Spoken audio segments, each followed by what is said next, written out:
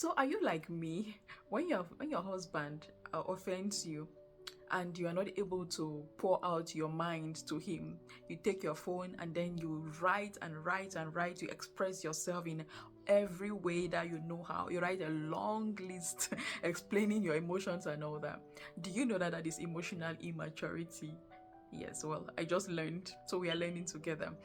So in this episode, I wanted us to talk about emotional immaturity, which is one of the reasons why Christian marriages struggle. We'll be looking at what are the aspects of emotional immaturity and how does it present in our relationships. So I'm going to talk about first, you easily react to things. So your partner might be doing something and then quickly you just react in a poor way.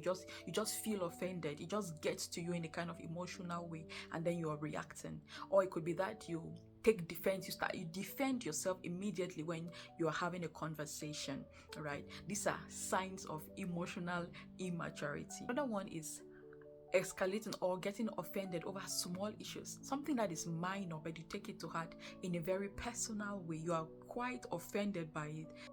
Comparing your relationship to another relationship, it could be your friend's relationship, it could be a relationship in church, but you just find yourself comparing instead of enjoying and celebrating the uniqueness of your marriage. You keep looking out, keep comparing your relationship to the one next door.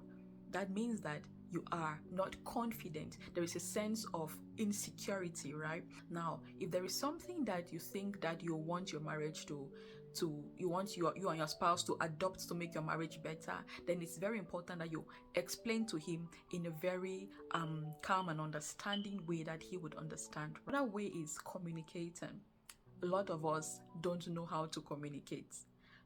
Communication, even if you're a master's degree or PhD holder, some of these things we have to be intentional about learning and communicating to your spouse, knowing how to communicate, knowing how to actually put things to him, even when you are offended, in a respectful and loving way. It is hard for a lot of us, and this is one of the reasons why we struggle, because words are very important. Our words have a lot of weight in the realm of the spirit, and if we are not careful on how we communicate, then we might hurt each other's feelings, and then it makes us struggle, right? Giving silent treatment.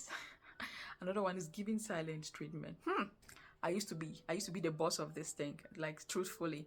It means that if my partner offends me, I can go for days without speaking to him. I'll be like, because in me, I know that if I'm giving that silent treatment, then it means that it's actually bothering him. It means that he's actually feeling bad. But it doesn't necessarily mean that, right? So if you give your partner silent treatment for something they did, it means you're not emotionally mature. You have to call him out or create a convenient time to talk about it amicably and respectfully too.